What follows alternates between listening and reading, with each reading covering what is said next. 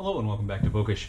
I wanted to re-address the issue of cancel culture here today, in part because the response I got to my discussion of it in my hodgepodge video on Saturday was so overwhelming that I really, wanted to express my appreciation for everybody who commented, even people who accused me of being a sheep or a cow and told me to go back to eating grass.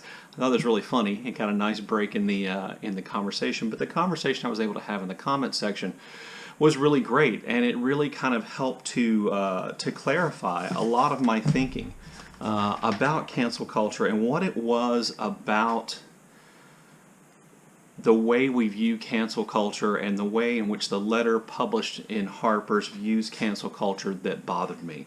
Britta Bohler made an excellent video about cancel culture. It's on her channel. I will leave a link to it below because she does a great job of outlining, I think, how it is about power and a power dynamic. That's what we're talking about. How canceling or cancel culture, and I think I've said this too, but just to reiterate, cancel culture is really about giving people without power a way to call out or hold to account people with power, and that's something I do want you to remember. And then, kind of also talking about our rights and what our rights are in terms of freedom of expression and what they're not. And so I'll just leave a link to that video down below and direct you over there to see that, because she explains a lot of that stuff much better than I did. Also, one of my people in the comment section also provided me with a link to a letter signed by writers and creative people that is a response to the letter in Harper's, which I think does a really good job of breaking down kind of the problems with that Harper's letter, which, it does that way better than I could, so I'm not going to talk about that today either. I want to talk about one kind of specific thing from what I said in my video on Saturday, and that has to do with bullying. So again, let me say, when I'm talking about cancel culture, I'm not talking about people on YouTube or Twitter attacking one another and groups ganging up on one person or another. That's not cancel culture, that's bullying. And I mentioned in my video on Saturday that powerful people can't be bullied. And in part because of the power disparity, but I really left something important out of that explanation. And I want to thank Jess Alexander, who was a commenter on my Saturday video, for kind of forcing me to again go back to that definition and to clarify what I meant. And it comes down to this. The reason why cancel culture, as I'm describing it, not bullying that takes place between online people, but cancel culture aimed at calling out or changing the behavior or holding to account people in power, the reason why that cannot be bullying is because bullying involves people targeting weakness or perceived weakness. Bullies target people that they feel like are weak. This is why online things that are called cancel culture are just bullying, because people find a weakness and they attack that weakness and they all gang up.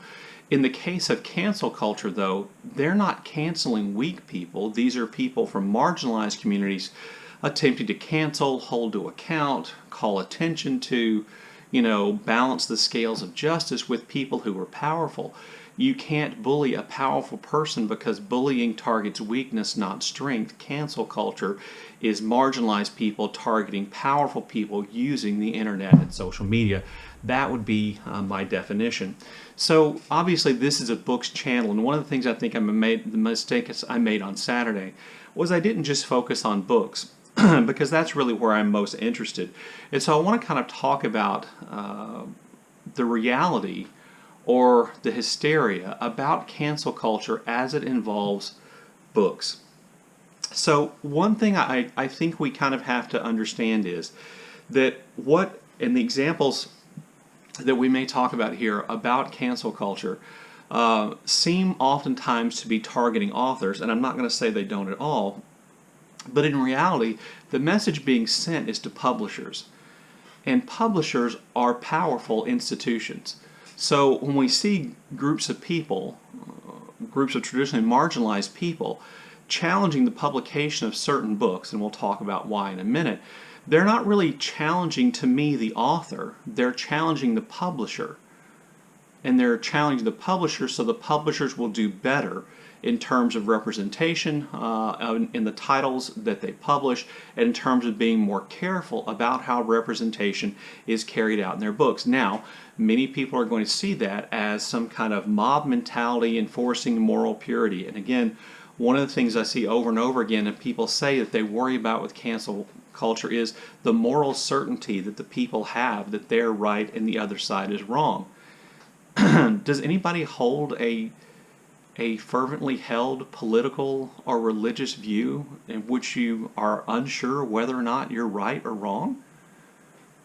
And are the issues these people are pointing out really issues where there is moral ambiguity? Those are things I want to talk about. So let's talk about publishing really quickly, and I'll talk about 4 specific examples of books which may or may not have been canceled, and I'll talk about that moving forward. But let's talk about publishing. Publishers do not publish every book that gets sent to them. You do not have the right to be published. You can write a book about anything you want to, in any way you want to, but you do not have the right to be published. Publishers are gatekeepers on our culture. Whether you like it or not, that's what they are. They decide what gets published and what does not get published. Self-publishing aside, and that's another topic which is actually a great way of, again, challenging the power of these gatekeeping publishers. Publishers make those decisions all the time. And they make decisions about what to publish, oftentimes based on what is profitable. Thus, on Saturday, I talked a lot about the marketplace for ideas and profitability and things like that. So they make those decisions all the time, which means publishers are already in a position of power to decide what books get published and which authors get published. And therefore, they're in a position to regulate already. Without any cancel culture, they're already regulating what you and I get the opportunity to read, and because they edit books before they publish them, they're already in position to decide what kind of language and themes are explored and how they're explored, and they exercise that power all the time. I know there's a lot of controversy about the idea of sensitivity readers, and I'm just going to point one thing out. If publishing houses employed more women and people of color, they probably wouldn't need sensitivity readers.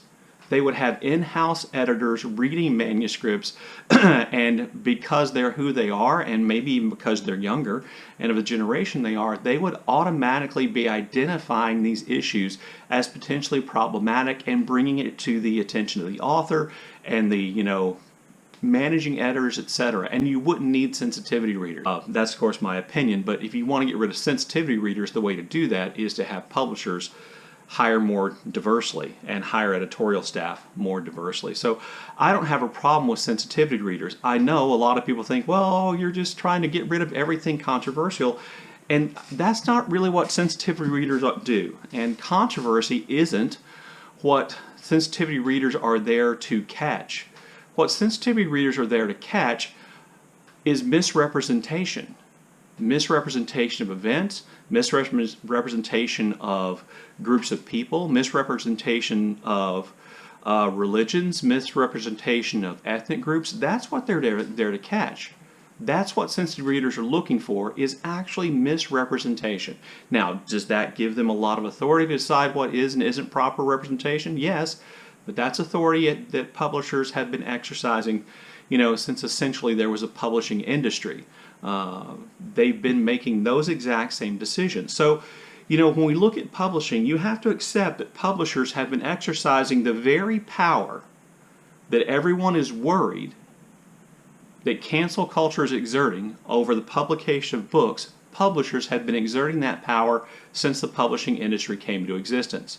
So that's, to me, one of the things you need to keep in mind. Before we lose our minds with the idea that the moral purity police are out there exercising this incredible power because they have access to the internet to limit what you and I see and the ideas you and I are exposed to, let's just remember that the people in this situation, the real power, are publishers.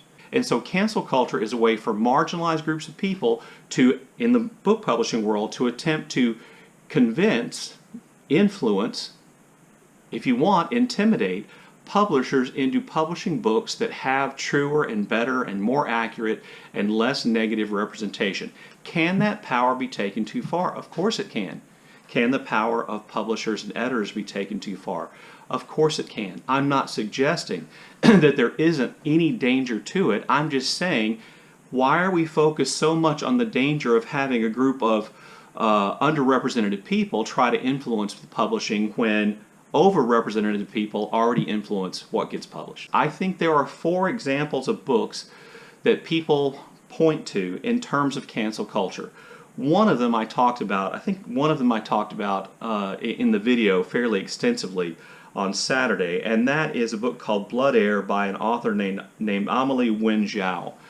That book is a YA fantasy, and I hope I remember to talk about the genre thing in a minute.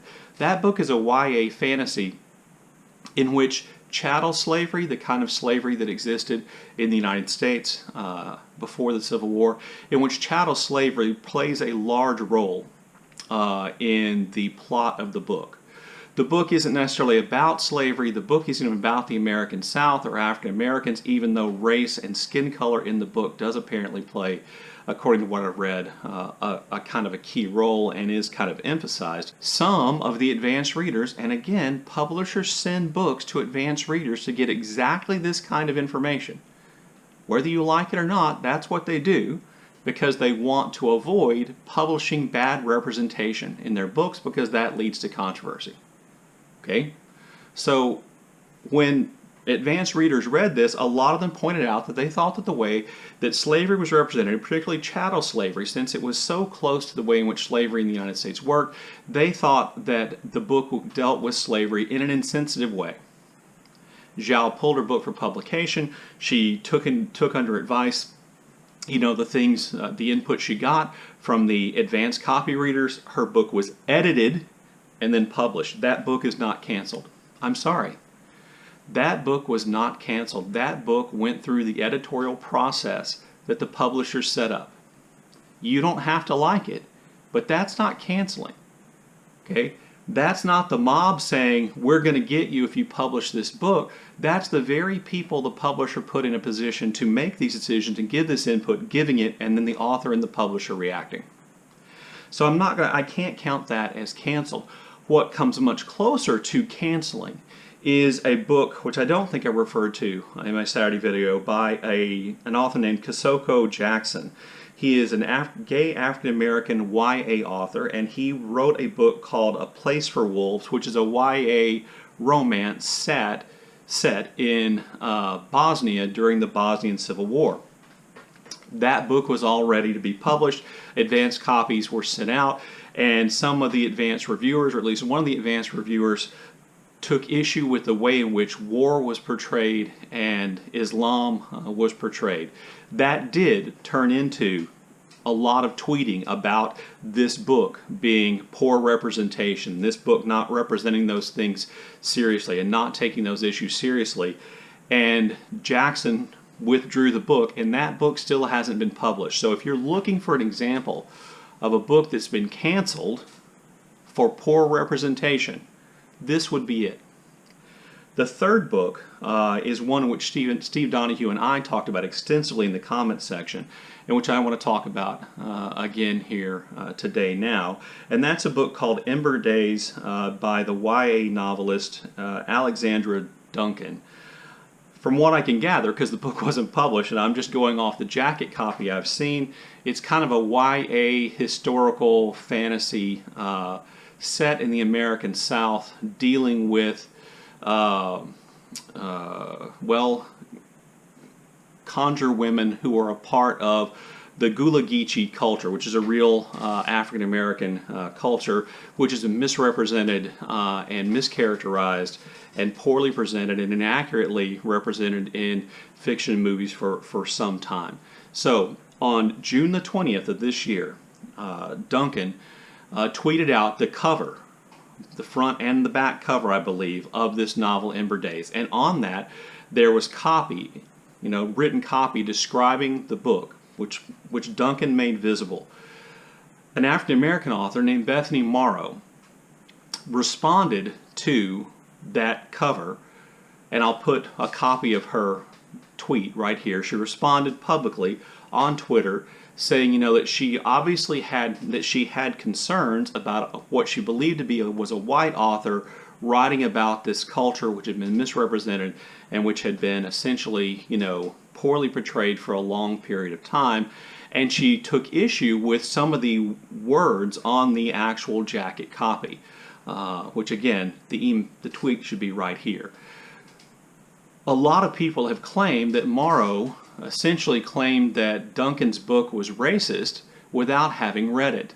She wasn't. She was just responding to the jacket copy she'd seen, in which she already thought she saw an example of poor or misrepresentation. Duncan responded with 3 tweets, the last of which with Ms. Morrow's second tweet should be right here, right now, in which Duncan essentially said,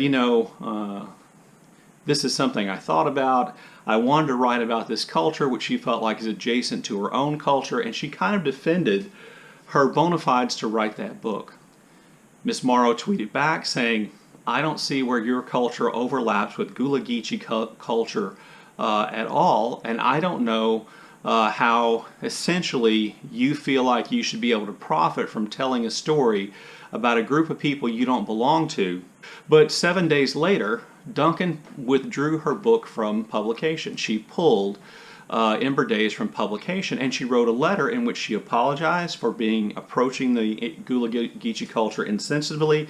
And in that letter she said that her decision wasn't based on any kind of fear or threat or canceling. She specifically says this isn't about canceling, but based on her realization that maybe she wasn't the right person to write that story. Now, certainly, Ms. Morrow's email played a role in her decision. But what was published about Ms. Morrow was that she had essentially canceled this book, that she had threatened somehow, and this is something that Steve and I went back and forth. Are those tweets, do they constitute veiled threats or not? I'll just point out a couple of things. Number one, Ms. Duncan says they weren't threats. Number two, you've read the tweets.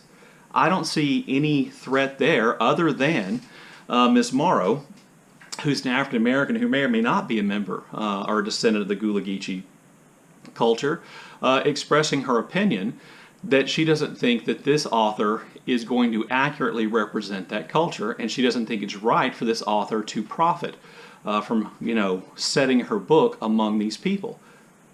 I guarantee you believe Ms. Morrow has the right to express her opinion. I mean, she has the right to express that opinion, right? You wouldn't say, oh, she shouldn't express that opinion at all. She should just keep quiet and wait for the book to come out, because if she waits for the book to come out and then cancel and then attacks it for being bad representation or inaccurate, then everybody's going to put this on the list of books that have been canceled, like American Dirt, which I'm going to get to in just a minute.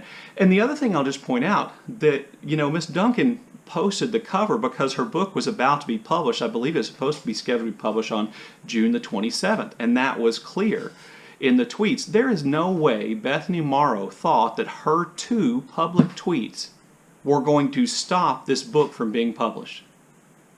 There's no way she thought she had that power. And if you just think about how ridiculous this is, the idea that a group of traditionally marginalized people, a representative of a tiny group of marginalized people, had the power to cancel a book by threatening that book, to me, is just ridiculous. So I'm going to accept Alexandra Duncan's statement that her book wasn't canceled, that she just rethought it and decided she wasn't the right person to write that book. And I'm going to take her at face value, and I'm going to believe her. So I'm not going to call that book canceled at all. The most famous example of a book being so-called canceled is American Dirt, and Britta talked about this book in her video. And unlike me, she's actually read it. So I can't criticize American Dirt. I can't tell you what I think about it because I haven't read it. But one of the things that's come up with American Dirt, and Britta mentioned this as well, is that the reaction to American Dirt, and I would also say people's reaction to Morrow's criticism of Duncan and her book Ember Days, the reaction has led to this belief that cancel culture doesn't think white people should ever write books about people who aren't white. That's the takeaway from American Dirt. I haven't read American Dirt, but I have read the articles in which Hispanic American, Mexican American authors criticized American Dirt. And they didn't criticize American Dirt saying white people shouldn't write about the Mexican migrant experience. They criticized American Dirt for representing that experience inaccurately, for representing Mexican culture inaccurately, and then they criticized the publisher for insensitive marketing of that book. Are they not allowed to criticize a book based on whether or not they believe it accurately reflects their culture? Is that not valid criticism? I think it is. And again, we are talking about a traditionally marginalized group of people who are attempting to alter the behavior of powerful people like publishing houses, because the end drift of the American Dirt controversy should have been, and was from when it began, a call to publishers to do better. A call to publishers to publish more own voices. Not to not publish white authors writing about the topic, but to publish more own voices and to publish more authentically, and for authors to be more careful about representation.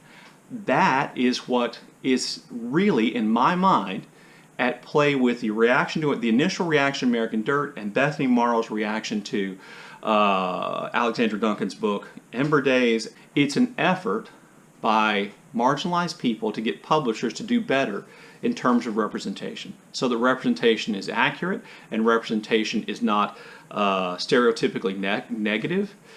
There's one other thing I want to point out about all 4 of these books. None of these books is really about the culture that is represented. None of them are. Now, I haven't read American Dirt, but I have seen a lot of reviews of it, and it really is constantly, people say, the cover says it's about one of the most important issues in the United States of America, but the reality is the book's kind of a thriller. It's kind of a crime thriller. Bad guys are after this woman and her son, and they have to flee. That it's really more of a thriller than it is about the actual migrant experience, than it is really about Mexico. And, you know, Kosoko Jackson's book, set in Bosnia, is really a romance, and it just uses the Bosnian War and Islam as a background. And that Bethany Morrow's concern about Ember Days was that it really was some kind of historical YA fantasy that was just using Gullah Geechee culture as its background. And I think what we have to think about here is not can white authors write about cultures that are not their own, but the way in which they do it.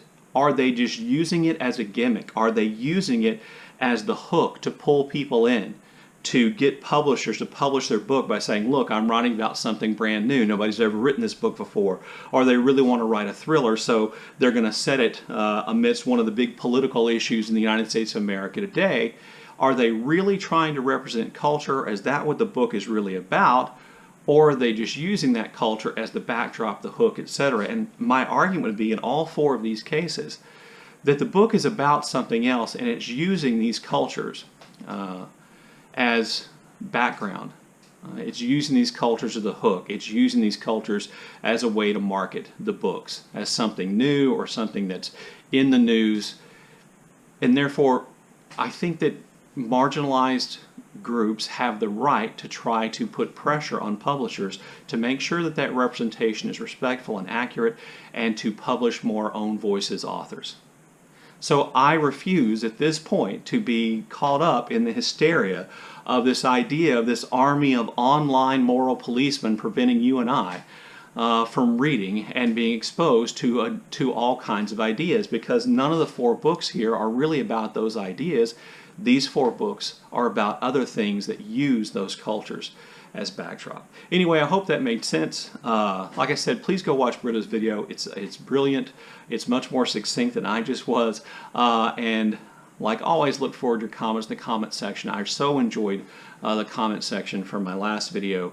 And thank you for watching.